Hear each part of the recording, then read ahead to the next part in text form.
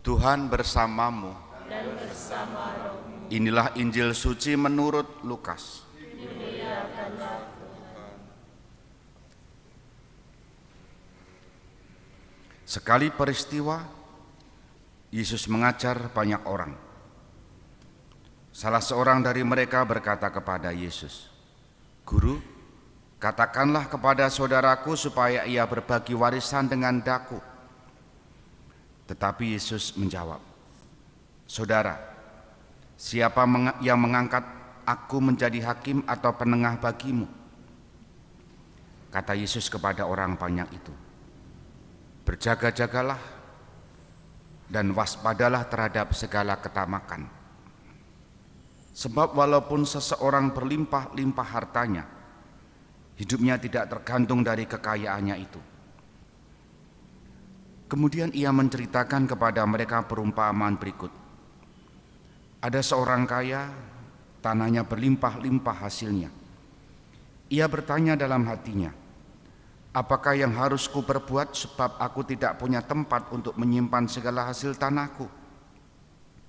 Lalu katanya, "Inilah yang akan kuperbuat. Aku akan merombak lumbung-lumbungku, lalu mendirikan yang lebih besar, dan aku akan menyimpan di dalamnya segala gandum serta barang-barangku. Sesudah itu aku akan berkata kepada jiwaku, 'Jiwaku, ada padamu banyak barang tertimbun untuk bertahun-tahun lamanya. Beristirahatlah, makanlah, minumlah, dan bersenang-senanglah.'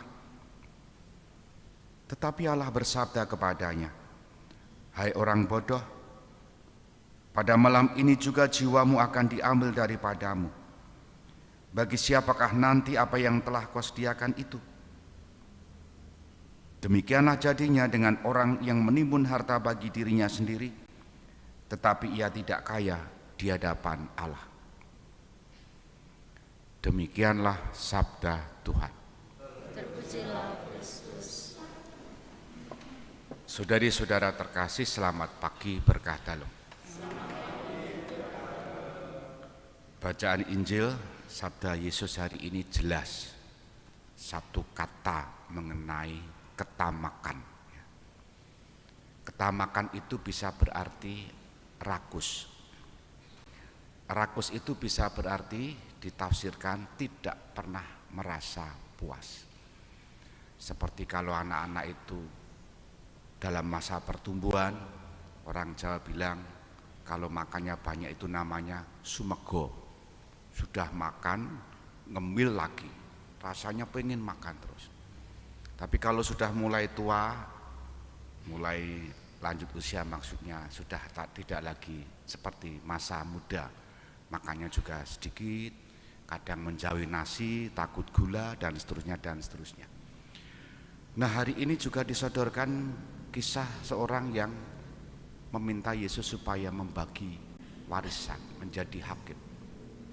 Yesus melihat pokok persoalannya, bukan masalah warisannya, seberapa banyak warisan yang harus dibagi, tapi ketamakan itulah yang dibidik oleh Yesus, tepat pada sasaran.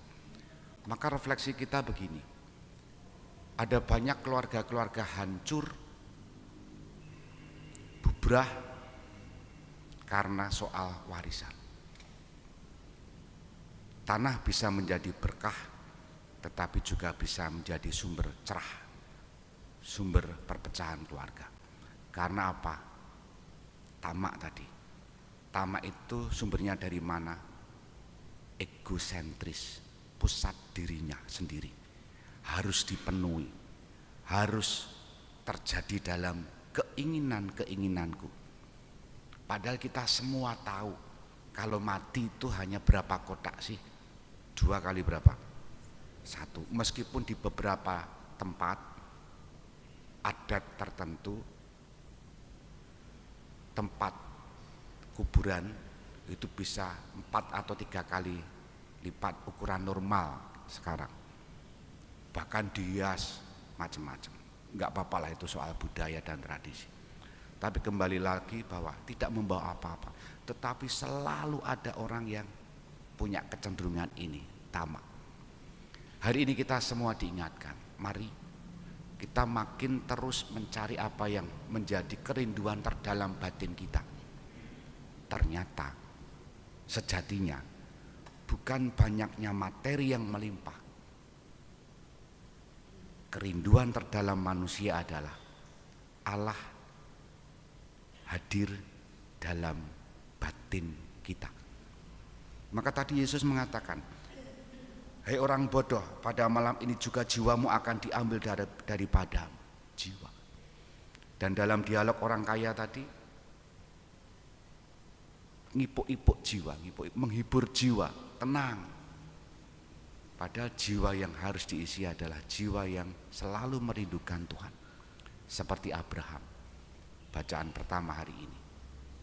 Mengandalkan Tuhan meskipun tidak memiliki apa-apa, yang dimiliki cuma iman. Hanya iman dan hanya iman. Semoga kita teringat akan ego kita masing-masing, kemana yang menjadi orientasi hidup kita. Kita hening sejenak.